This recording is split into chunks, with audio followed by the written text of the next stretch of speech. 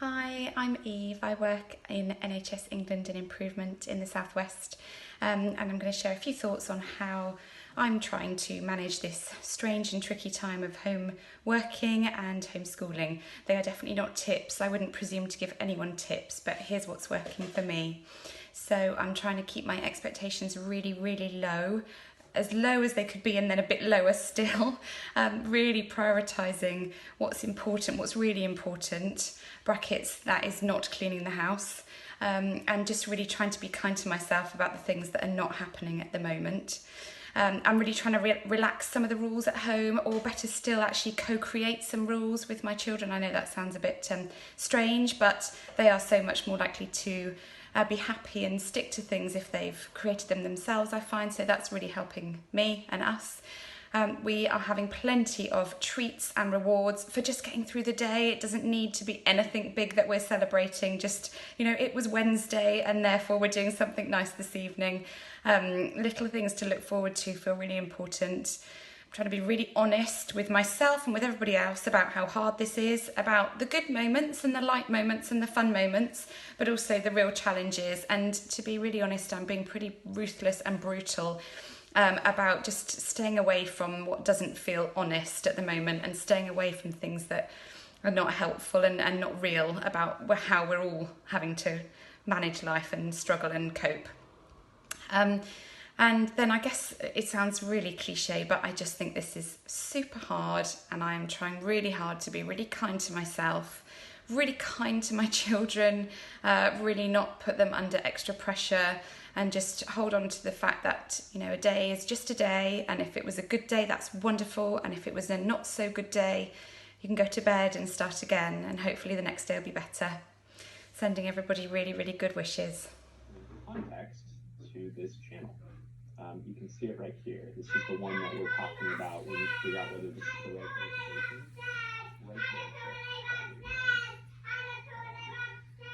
there. Okay, all right. Thank you. So you can see the ambient noise that I have to work with when working from home. On one hand, you're listening to an audio conference, and on the other hand, you're also having to address your daughter's needs. Case in point. And the reality of it is that this is the challenge that's faced by every parent that is working from home. The number of distractions and interruptions just do not make for a conducive environment by which you can think either strategically or even tactically, in that you've got so many different channels by which information's being delivered to you, whether that's notifications on your phone, notifications on your PC, your children asking for a glass of water or a snack.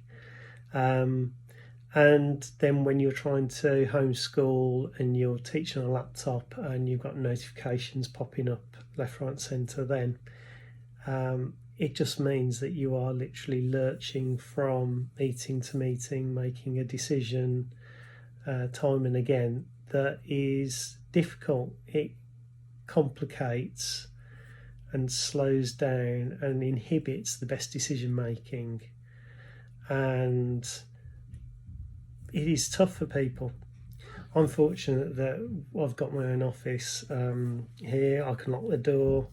Myself and my wife take it in turns to homeschool the kids, and basically I've booked now half-day holidays so that I can tutor them. But the reality of it is you still get interrupted, you still get escalations. I mean, today at 1 o'clock I've already had a number of escalations this morning, some very, very serious matters, and you're trying to do that and balance the educational needs of your children, and that is very, very difficult. So I think every single parent that works from home and tries to master that is doing a fantastic job in very difficult circumstances, and I think we all have to accept that we can only do as well as we can do in these circumstances.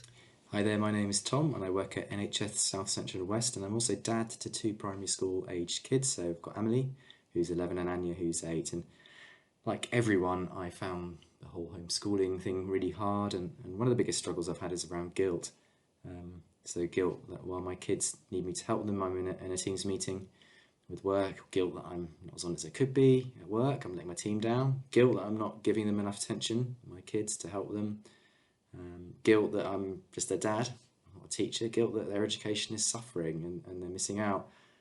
And I do think a lot of people feel like that, and I take comfort in a funny sort of way knowing that I'm in the same boat as everyone else, floating in this massive sea of guilt. And I also think it's important to remember we're all doing our best, and that children are resilient creatures. They'll bounce back from this.